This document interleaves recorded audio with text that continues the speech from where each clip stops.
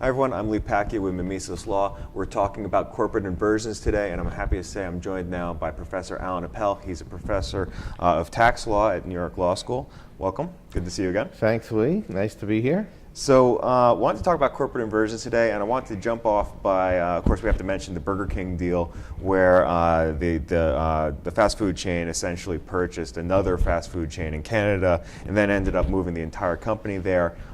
It saved them some money on taxes. Can you explain to us what a corporate inversion is, and how did it save them money? Sure. What a corporate inversion is when a U.S. corporation becomes the subsidiary of a foreign corporation. The U.S. corporation, in effect, transfers its assets and the shares, the shareholders transfer the shares to a foreign corporation in exchange for the shares of the foreign corporation. Mm-hmm. Foreign corporation becomes the parent of the U.S. corporation. The reasons to do this are primarily to stop the U.S. from taxing the foreign sales of the U.S. corporation, mm-hmm. and also to put it in a better position to do future acquisitions without subjecting the acquisitions to the U.S. tax net. For example, if a U.S. company is selling pharmaceuticals all over the world, it would invert, and by purchasing, for example, another pharmaceutical company, or it would be an acquisition, treated as an acquisition by the foreign company of the U.S. company. The U.S. company is transferred out, mm-hmm. and the foreign company becomes the parent, the U.S. company becomes a subsidiary. Then the foreign company would form other foreign subsidiaries, not under the United States, and the other foreign subsidiaries could perform the foreign sales. The money if the foreign companies in certain countries, such as the UK, which is very friendly to these types of transactions, there wouldn't be any tax on the distribution of the cash to the UK, and the UK doesn't have, there's a UK Holding Company Act that provides for that, mm-hmm. and then the UK doesn't have any withholding tax on dividends paid out of the UK, so that there's no, even without a tax treaty, it's just domestic UK law, so the money could then go back to the US without any more tax from the UK. So these deals make sense from the perspective of improving a company's financial performance, but does it have any other implications for shareholders of the company? Yes, this has not been focused on or talked about, but to an inversion is a sale. The foreign company is acquiring the shares of the U.S. company, and that is a sale to the shareholder. So the shareholder that, for example, was there from the beginning or purchased the shares and has a very low tax basis in the shares, mm-hmm. what will happen is the shareholder will have a large gain on the shares by reason of the inversion, by the sale. However, there won't be any cash to pay the tax unless the shareholder sells the shares of the new company. So if a shareholder is sitting there, let's say with a $5 million gain, and the board of directors votes to do this inversion, shareholders, probably a minority shareholder, so he doesn't control the company, and she would get stuck with a tax bill of on a $5 million sale, 20% will be $1 million. That doesn't sound like a very good deal for the shareholder. No, and it doesn't, and it's not being discussed or described. The focus of the news reports has all been, look what the U.S. corporation's getting away with. It keeps its headquarters here, mm-hmm. in effect, right. and employees here in the U.S. It's just now a subsidiary, so what it's done is carved away the foreign sales. And there's one other aspect of an inversion that is troubling.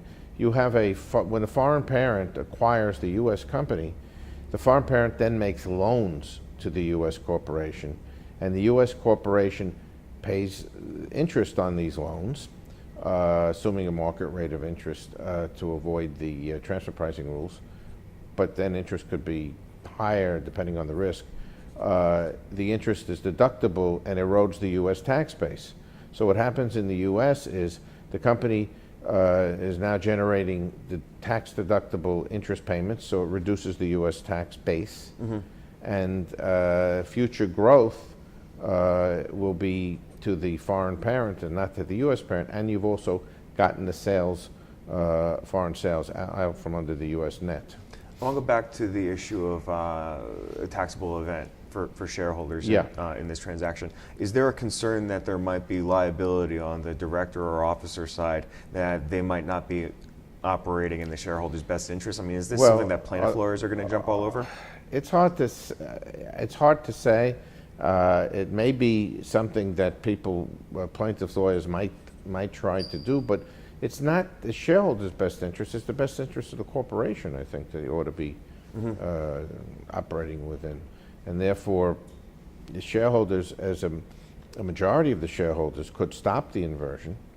But if most of them are going forward, then there's not much a shareholder can really do. I do want to point out that just a couple of things. When a U.S. corporation inverts, if 80% or more of the shareholders of the inverted company, in other words, of the foreign company, are historic U.S. shareholders, nothing has been accomplished for tax purposes. That foreign company will be treated as a U.S. company for all purposes of the Internal Code, Internal Revenue Code. Where you have a problem is if it's less than 80%, but more than 60%. So if you're in between that 61 and 79% area, then it's going to be treated as taxable to the U.S. shareholders, and it's also going to be, the earnings will be taxable proportionately. So that's where the problem comes in. If it's less than 60%, there's not much that the U.S. can really do about it.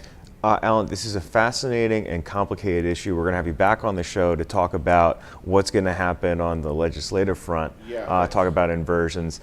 Real quick, in the time that we have remaining, where do you see this heading on a macro level? Is this going to be something that the government actively works to disincentivize or perhaps prohibit going forward? Or is this just the way business is done today? No. Right now, because of the deadlock in Congress, they don't seem to be able to agree with anything. And if the president proposes it, even if it's a great proposal, they're just not going to vote for it. So there's a real roadblock in getting legislation passed. Legislation is the only way to really close down these inversions. With the regulatory, what the IRS has done is it issued a notice 2014-52, which made it harder to achieve an inversion. And once the money, getting the money back tax-free is harder. It's put up a lot of roadblocks and causes some companies to pause. For example, AbbVie had announced it was going to acquire Shire, and it was this week said it's now not going to go through with the deal. There's a $1.6 billion breakup fee, I think, but that they'll have to pay. But it's not, and its stated reason for not going through with the deal is that the new notice, 2014-52, has made it much more difficult to achieve the tax goals that it was seeking to achieve. I think you need legislation to really close this down. The next step is going to be for the IRS to convert this notice into regulations, and then you go to see whether the regulations have the force and effect of law, the Chevron case, the Mayo case, and then after that, they're going to issue the additional regulations on earnings stripping. What earnings stripping does, as I mentioned, is interest payments to reduce the U.S. tax base. The notice does not cover earnings stripping. So what they're going to do is issue new regulations and try to prevent loans from the interest paid on the loans from the foreign parent to be deductible up to a certain point. Then they're going to try to stop things that way.